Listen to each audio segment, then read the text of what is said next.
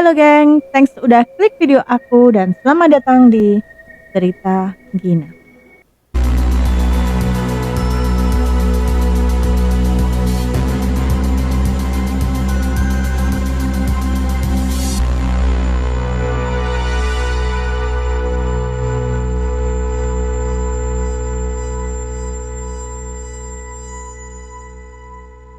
Kisah ini dikirimkan oleh teman aku bernama Rena. Hai Rena.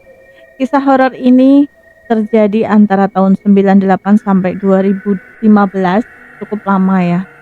Dan kisah ini dialami oleh Rena yang berasal dari Provinsi Yogyakarta. Aku nggak akan nyebutin detailnya karena untuk menjaga nama baik kita samarkan juga nama-nama tokohnya di sini ya. Oke? Jadi guys, Rena ini tinggal berempat bersama kedua orang tuanya dan satu ART yang bernama Mbak S. Jadi waktu tahun 90-an itu kebetulan di sebuah desa yang bernama Desa S, ini tidak ada tetangganya. Jadi kalian bisa bayangin, kalian punya rumahnya Rena itu ada di tengah-tengah kebun.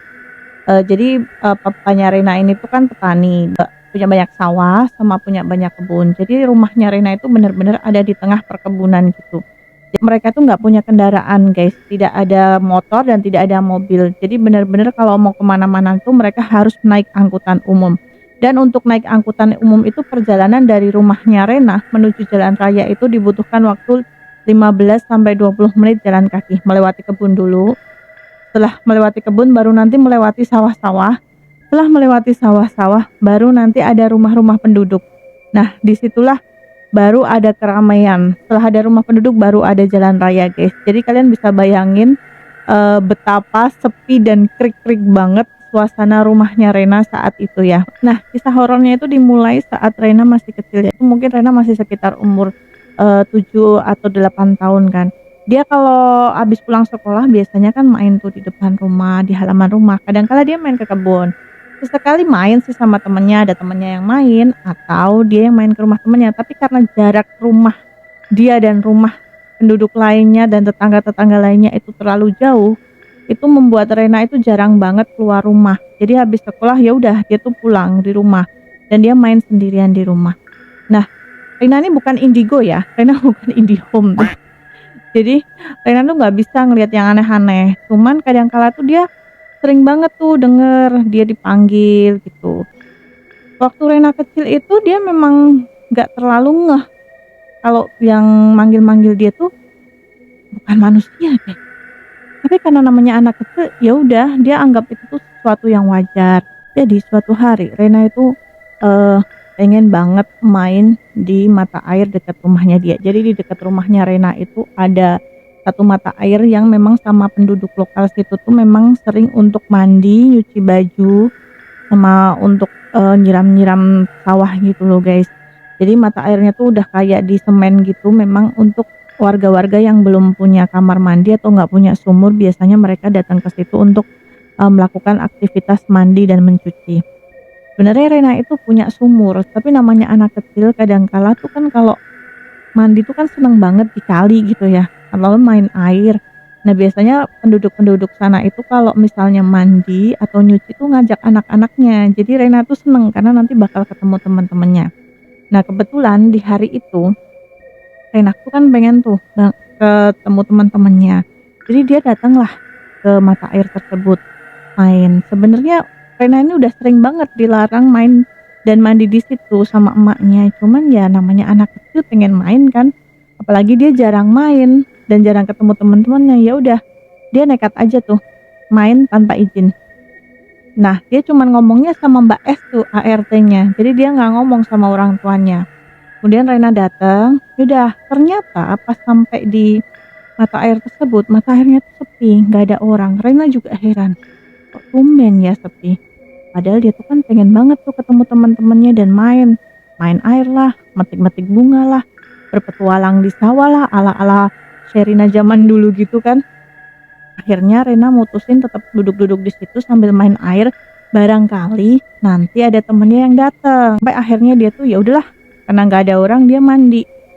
Lalu setelah itu Rena karena ngerasa kayak udah makin sore, udah makin gelap, ya akhirnya Rena tuh mutusin buat udahlah aku pulang aja, toh nggak ada yang datang teman-teman, mungkin besok lagi lah aku kesini daripada nanti aku dimarahin emak. Akhirnya Rena tuh pulang guys.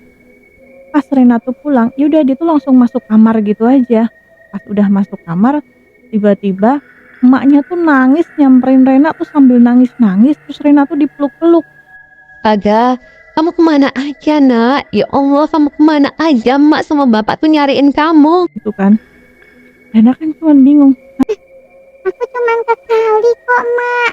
tuh katanya Rena. Kamu tuh udah hilang 2 hari, Rena. Ya Allah, kamu tuh kemana? Kok bisa sih? Cuman di kali, Mak. Aku tuh cuman mau main sama temen-temen. Aku mandi di kali aja. Ternyata guys, Rena itu udah hilang 2 hari dicariin sama warga sekampung. Tapi ya namanya karena Rena tuh anak kecil, ya udah dia kayak nggak ada beban gitu. Kayak biasa aja dia ngerasa, orang aku nggak ngapa-ngapain, aku cuman mandi. Dan dia juga nggak ada ngerasa bersalah gitu. Dia ngerasanya emang cuman mandi doang, ya udah sih gitu. Aku udah mandi, udah bersih, ngapain ya udah gitu. Lalu untuk kejadian selanjutnya, beberapa waktu kemudian setelah Rena malam-malam ngerjain PR di kamarnya. Kebetulan kamar Rena itu ada di kamar yang paling depan di sebelah ruang tamu. Waktu itu Rena juga masih belum terlalu ngeh tentang hal-hal yang berbau goib itu. Rena juga belum terlalu ngeh.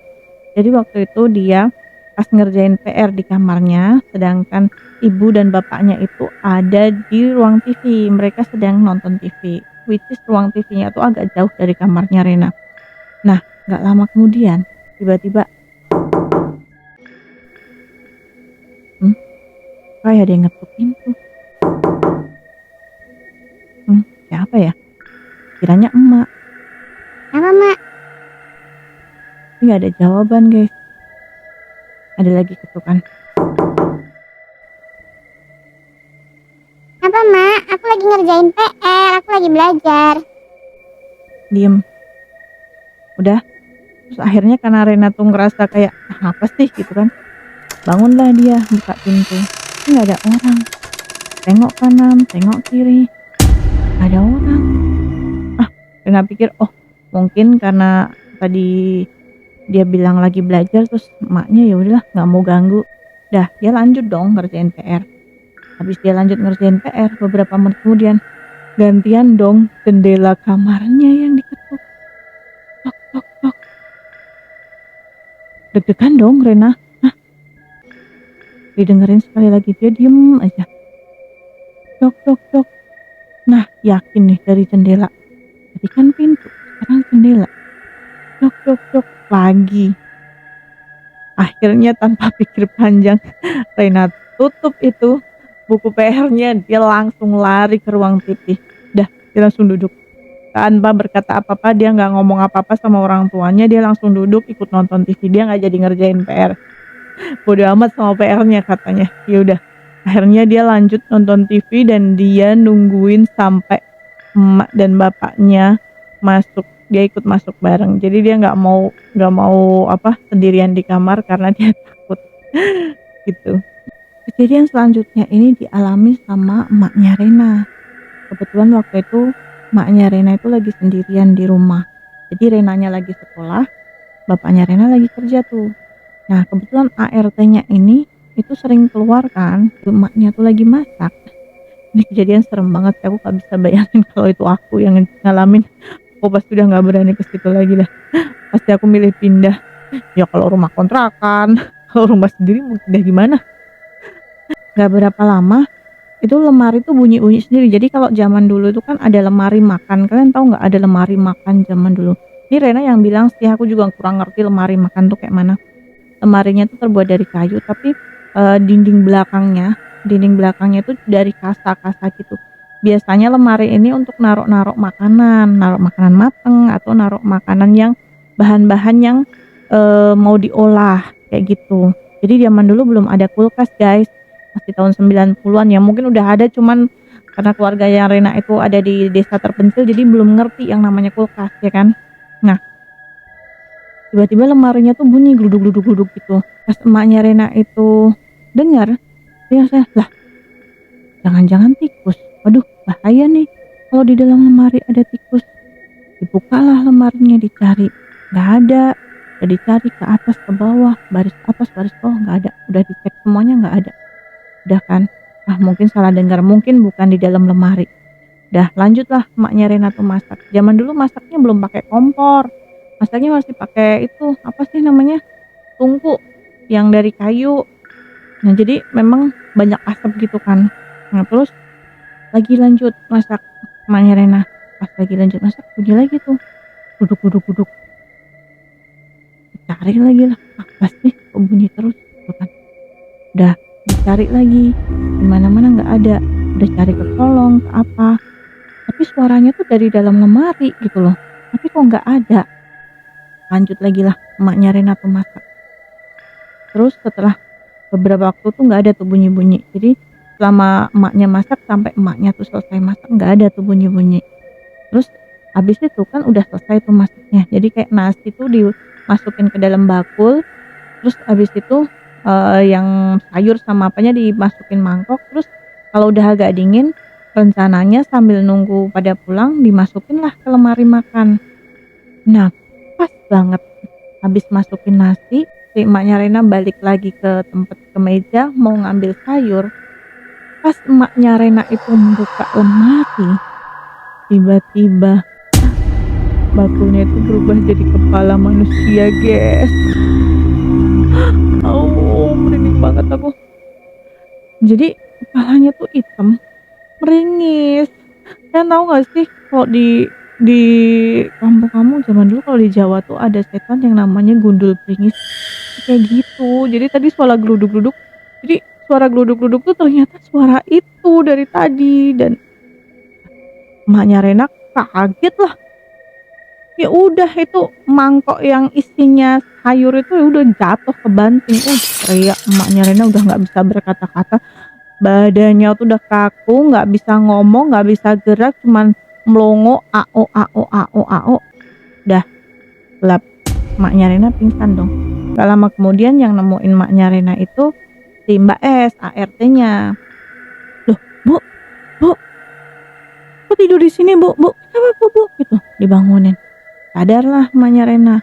Tapi kan Mbak S udah panik tuh, si Mbak S. Udah, akhirnya Mbak S tuh manggil tetangga-tetangga kan. Dikiranya Mbak S, emaknya Rena tuh sakit. Entah tadi tuh kenapa sakit, terus butuh pertolongan. Akhirnya dipanggilin lah sama tetangga-tetangga. Dibangunin. Habis bangun-bangun emaknya Rena tuh langsung kayak nangis-nangis gitu kan, guys. Cerita lah emaknya Rena apa yang terjadi. Diterangin lah sama warga-warga situ. Akhirnya udah tenang. Renanya terus pulang tuh. Habis Renanya pulang, Rena cuman kaget aja. Kok di rumahnya dia rame? Kenapa? Cuman orang-orang nggak ada yang cerita tuh sama Rena.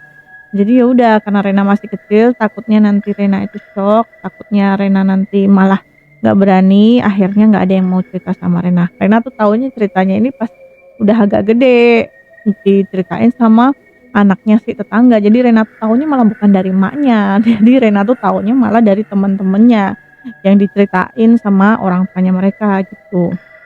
Nah makin lama kan Rena makin gede nih, guys. Makin gede, makin ngerti, makin banyak teman juga. Akhirnya Rena tuh udah mulai ngerti lah dunia-dunia pergoiban. Jadi kalau dia di sekolah kan udah sering tuh banyak dengar-dengar cerita dari teman-temannya tentang hal-hal yang berbau horor.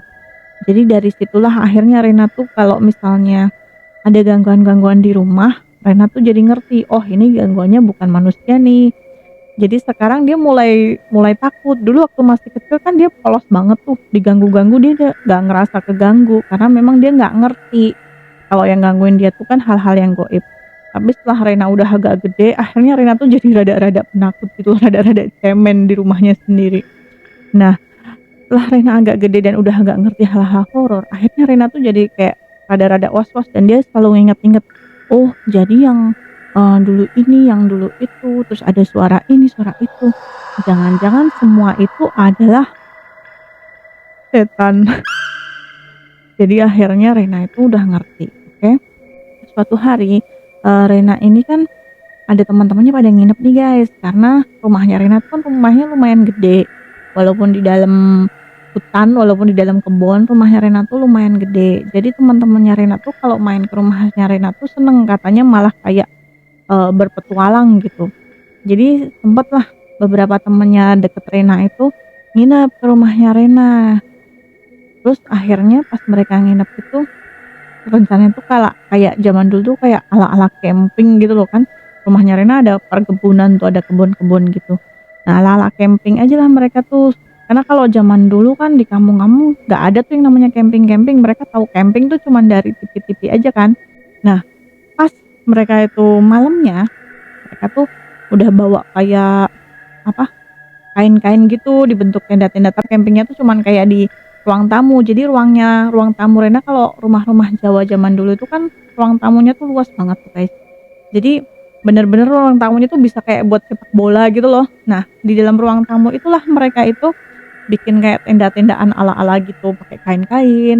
Nah, setelah mereka itu selesai acara-acara camping-campingan, tibalah saatnya malam dan mereka harus bobok kan. Nah, disitulah tuh teman-temannya tuh udah ngerasa kayak kok kayak dari tadi tuh kayak kita tuh kayak ada yang ngeliatin ya. Ada yang ngomong kayak gitu salah satu temannya Rena. Ah, jangan gitu dong, jangan nakut-nakutin. Ada temannya Rena yang satu bilang gitu. Iya, aku tuh kayak ngerasa ada yang ngeliatin dari tadi gitu. Jadi si Rena tuh nggak mau cerita sama teman-temannya kalau sebenarnya rumahnya Rena itu kan lumayan horor ya guys ya. Tapi ya udahlah daripada teman-temannya takut, dia diem aja. Padahal Rena tuh sebenarnya juga ngerasa kalau sebenarnya dia tuh dari tadi ada yang ngeliatin. Nah, akhirnya ada tuh salah satu teman Rena yang kebelet pipis. Kebetulan teman Rena yang kebelet pipis ini yang tadi ngerasa kayak diliatin. Akhirnya kan nggak berani tuh pipis sendirian. Jadi dia minta ditemenin. Main pipis dong. Ah, males. Pipis sendiri aja napa gitu. Ayolah, aku nggak berani nih. Temenin dong. Akhirnya ditemenin lah. Rumahnya Rena tuh kan ada dua bagian, rumah depan sama rumah belakang. Rumah depan tuh isinya ruang tamu, ruang TV sama ada 2 kamar. Sedangkan rumah belakang itu ada 2 kamar sama dapur dan kamar mandi. Akhirnya Rena tuh yang nemenin temennya pipis. Yaudah sini aku anterin yuk gitu. Terus lah, Tapi jangan ditinggal ya. Tungguin di depan pintu. iya gitu. Jadi di sebelahnya toilet itu kan ada kayak gudang kecil gitu. Biasanya buat naruh-naruh sepatu, buat naruh sepeda, buat naruh-naruh barang-barang yang udah nggak kepake gitu loh. Nah, gudangnya itu nggak ada pintunya, jadi benar-benar cuman kayak ruangan kosong gitu, ditutup pakai tirai doang. Nah, pas itu tirainya tuh kebuka, jadi tirainya itu memang jarang ditutup aja. Terus pas temennya itu mau menuju ke kamar mandi kan harus ngelewatin gudang itu. Nah, pas ngelewatin gudang itu tuh tiba-tiba temennya tuh berhenti terus diem aja. Terus Rena di belakangnya, lah jadi enggak, saya mau pipis. Hah? Temennya diem aja. Terus Rena ngeliatin dong temennya, ngeliatin apa sih? Kok bengong gitu? Diliatin lah sama Rena. Temennya tuh cuman melotot ngeliatin kayak ke atas gitu, ngeliatin ke arah gudang, tapi agak ke atas gitu. Jadi temennya cuman kayak gini. Kamu kenapa? Kamu lihat apa? Senggol-senggol lah sama Rena. Kenapa? Apa sih? Jadi pipis enggak? Terus tiba-tiba temannya Rena tuh pingsan guys. Rena bingung lah. Lah kenapa pingsan? Kamu kenapa? Panggil lah Rena orang tuanya teriak-teriak tuh. Akhirnya pas orang tuanya datang, ditolong lah. Terus yaudah dipijit lah, di apa segala macem. Akhirnya sampai temennya itu bangun. Pas temennya bangun, temennya tuh langsung, Aku mau pulang. Ya ini udah malam, besok ya kita anterin pulang. orang tuanya Rena bilang gitu. Sama makanya aku mau pulang sekarang. Ada. Ada apa? Aku mau pulang. Tadi aku ngeliat ada kok. Gak bisa ngomong, tapi ternyata tadi temennya tuh ngeliat Poci di gudang. Astagfirullahaladzim. Rena, rumah kamu apaan sih? Rumah kamu gudangnya itu. Kaget dong Rena pas temannya nyebut katanya ada si Poci di dalam gudang. Rena aja seumur hidup nggak pernah yang namanya diganggu yang kayak gitu, apalagi diperlihatkan. Lah ini kok malah teman-temannya pada diliatin gitu kan. Akhirnya karena memang gak ada jalan lain dan si temannya Rena itu tetap ngerengek minta pulang, gak mau tetap minta pulang. Akhirnya terpaksa lah bapaknya Rena tuh ke tetangga untuk minjem motor untuk nganterin teman-temannya Rena pulang. Karena salah satu temannya Rena pulang dan karena dia cerita nyebut ada si Poci tadi, nggak berani nyebutnya aku. Aku nggak mau nyebut, aku juga paling takut sama itu. Akhirnya satu pulang, semuanya pulang dan tinggallah Rena sendirian. Dari sejak saat itu, akhirnya teman-temannya Rena tuh nggak ada yang mau nginep di rumahnya Rena lagi.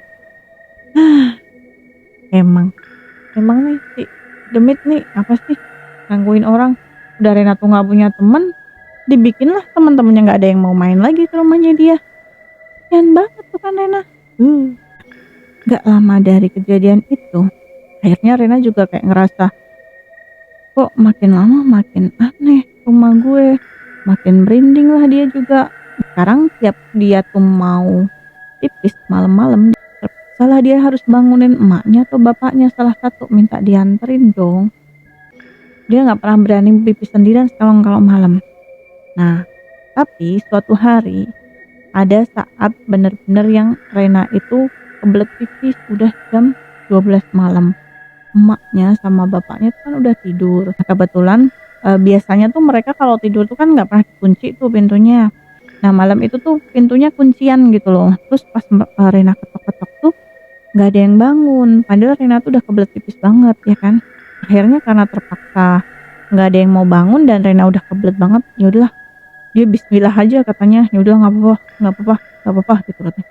Jalanlah dia ke dapur. Jadi sebelum dia itu ke kamar mandi itu kan dia harus ngelewatin kayak ruang makan gitu kan. Ruang makannya tuh agak memanjang gitu loh. Nah di ruang makan itu lampunya itu ada di tengah-tengah guys. Jadi bukan di kita masuk ruang makan terus di samping dindingnya itu ada saklar lampu, enggak. Jadi dia harus jalan gelap-gelapan dulu, itu kan ruang makannya dimatiin. Dia harus jalan ke tengah ruangan dulu untuk mencapai saklar itu. Jadi saklarnya tuh di tengah ruangan. Jadi mau nggak mau yang bikin dia takut juga itu kan karena dia harus lewatin gelap dulu setengah perjalanan ke lorong gitu, baru dia nyampe ke saklar, baru dia bisa hidupin kan tuh lampu. Nah yaudah dong, akhirnya dia tuh nyampe lah jalan dia jalannya agak cepet gitu karena dia udah takut banget kan. Jalan lah dia tuh set, nyalain lampu cepet-cepet. Udah deg-degan banget tuh kan, si Rena deg-degan banget. Nah pas udah nyala tuh agak lega kan. Dah terus dia jalan lah ke dapur untuk menuju ke kamar mandi. Jadi pas dia ke kamar mandi itu nggak berani tuh dia nengok ke gudang, takut nanti dia ngalamin kejadian yang sama temennya. Jadi dia abaikan itu gudang, dia gini aja tuh, dia gue nggak mau lihat gitu kan. Dah pas dia pipis tiba-tiba lampunya mati. Mampus, dia lagi di tengah-tengah pipis, lagi enak-enaknya ngeluarin hajat nih, lampunya mati, jebret. Astaga, mati. Dia langsung cepet-cepet cebok, langsung cepet-cepet pakai celana, lari lah dia. Lari, habis itu pas dia udah nyampe ruang tengah, loh kok lampunya nyala? Itu kan pas nyampe ruang tengah, ruang TV maksud aku, kok lampunya nyala deh, bukannya lampu mati. Jadi dia mikirnya lampu mati tuh lampu mati beneran mati semua gitu loh, makanya dia tuh langsung lari gitu kan. Tapi lampu tengah yang ruang keluarga itu tuh nyala gitu loh. Hah? Kok lampunya nyala? Kok dapur mati gitu kan. Terus dengan penuh keberanian, gak tahu apa yang membuat dia tuh berani, karena dia penasaran gitu loh. Bodo amat, dia penasaran nih, bener-bener penasaran hari itu. Udah dia balik lagi tuh ke ruang ini, ke ruang makan yang lorong tadi. Dia balik lagi ke tengah-tengah, terus dia nyalain saklar, cetek. Nyala dong guys, nyala, lampunya nyala. Loh, nyala, berarti yang matiin lampu. Loh, siapa yang matiin lampu? Perasaan emak udah tidur, bapak juga udah tidur, Mbak Es juga tidur. Jadi kebiasaan keluarganya Rena itu kalau di dalam rumah mereka tuh pakai sendal semua, guys. Jadi kalau misalnya orang-orang jalan, kebiasaannya mereka jalan, emaknya Rena, bapaknya Rena sama Mbak S itu kalau jalan itu pasti ada bunyi trek. Karena mereka pakai sandal trek trek trek. Tapi Rena tuh nggak dengar bunyi apapun. Jadi kalau misalnya memang salah satu dari emak, bapak atau Mbak S yang matiin lampu, pasti ada suara langkah kakinya dong. Tapi Rena masih positive thinking nih. Mungkin mereka yang matiin dikiranya aku tuh tidur, terus aku lupa matiin lampu gitu loh. Terus udahlah, akhirnya dimatiin lagi sama Rena. Dia langsung cepet-cepet lari ke kamarnya si emak. Dicek tuh masih kunci. Terus lagi dia ke kamarnya Mbak S. Mbak S tuh pules banget tidurnya. Jadi kamarnya Mbak S tuh kebetulan nggak dikunci dan ada kayak jendelanya tuh bisa kebuka gitu loh, jadi bisa dilihat dari luar gitu. Nah, Mbak S-nya tidurnya pules banget. Nggak mungkin, karena kejadiannya tuh cepet banget. Kejadiannya tuh bener-bener yang dia sih mati lampu, terus Rena langsung cepet-cepet pakai celana, langsung cepet-cepet lari gitu. Jadi nggak mungkin misalnya dia pas lari tuh kalau memang ada orang yang matiin lampu tadi, pasti dia tuh kekejar gitu loh. Karena jarak dari ruang keluarga ke kamar emak atau ke kamar Mbak S tuh agak-agak jauh gitu loh. Jadi kalau pas dia lari harusnya dia pasti ketemu salah satu orang yang matiin. Tapi ini bener-bener kamarnya emaknya kekunci dan kamarnya Mbak S dan Mbak S tidur pules gitu loh. Jadi udahlah, di situ dia udah langsung deg-degan, udah langsung mikir yang aneh-aneh, udah langsung udahlah, dia langsung masuk ke kamar, lari, tidurlah dia. Bodoh amat, lampu tengah sama lampu ruang keluarga tuh kagak dimatiin sama dia. Udah bodoh amat, masuklah dia ke kamarnya. Dia berusaha tidur gimana caranya, bodoh amat dia tidur. Paginya tanyalah si Rena nih sama orang tuanya. Malam emak jam 12 bangun nggak matiin lampu lorong? Enggak. Tanyalah dia sama Mbak S. Semalam Mbak S jam 12-an bangun nggak matiin lampu lorong gitu, ruang makan? Enggak non. Lagilah tanya sama si bapak. Bapak semalam jam 12-an bangun nggak matiin lampu ruang makan gitu? Enggak, orang bapak tidur jam 12 udah tidur. Berarti siapa semalam yang matiin lampu? Mampus, aku digodain lagi nih sama demit. Udahlah, gak dipikirin lah sama Rena. Udah, kejadiannya itu berlalu. Semenjak kejadian itu, akhirnya si Rena nih ngeh bahwa entitas-entitas yang ada di rumahnya ini emang agak-agak jahil gitu loh. Jadi Rena mulai dari itu tuh udah sering waspada. Dia tuh kalau sekarang sebelum tidur dia udah pastikan gak banyak minum biar nanti dia jam 12 gak kebelet pipis. Dia udah mulai nih, biasanya kan dia kalau misalnya gak ada PR atau apa, dia tuh suka nonton TV tuh sampai malam, sampai jam 12 gitu begadang, walaupun udah dilarang suka ndablek gitu. Tapi sekarang tuh dia udah jarang berani nonton TV sampai malam gitu. Intinya sekarang dia lebih waspada gitu lah. Terus kalau misalnya tuh subuh-subuh banget, zaman dulu kan, kalau punya kalian iya nggak sih, zaman dulu tuh kalau subuh tuh masih gelap banget. Kalau sekarang tuh kan kayaknya subuh tuh udah agak-agak terang ya. Jadi kayak mataharinya tuh udah ada agak-agak muncul gitu kalau subuh udah agak terang gitu loh. Jadi kalau katanya Rena tuh zaman dulu di desanya ini subuhnya tuh masih bener-bener gelap gitu loh. Jadi dulu kalau misalnya dia dibangun sholat subuh atau misalnya dia tuh bangun sendiri sholat subuh tuh kan masih gelap banget. Dia tuh kalau mau buka pintu kamar itu suka kayak itu kayak bayangin hal-hal yang sebenarnya nakut-nakutin dirinya sendiri. Jadi dia tuh suka ngebayangin nanti di depan pintu tuh udah ada kayak apalah Mongol muncul gitu. Jadi dia tuh pasti kalau mau buka kamar, mau keluar dari kamar tuh dia udah kayak bismillah gitu. Atau dia kalau mau keluar kamar tuh bener-bener yang dia tuh bener-bener buka pintu langsung dia lari gitu ke dapur. Nah di dapur kan kalau di desa dulu kan udah pada berkegiatan tuh, emaknya tuh biasanya udah jam dari sebelum subuh tuh emaknya kan udah bangun tuh masak apa segala macem. Orang itu udah beraktivitas tapi di dapur, sedangkan dapurnya tuh ada di rumah belakang kan. Ya udah akhirnya Dia kalau keluar dari kamar buka pintu, dia tuh harus ngelewatin ruang TV sama ngelewatin lorong tadi kan, dan itu biasanya lampunya nggak dinyalain sama emaknya, jadi jam segitu tuh lampunya masih mati semua. Jadi bener-bener kalau dia buka pintu itu kondisinya tuh depan ruang kamarnya dia tuh gelap semua, sampai ke dapur tuh gelap semua, jadi bener-bener nggak dinyalain untuk hemat listrik gitu.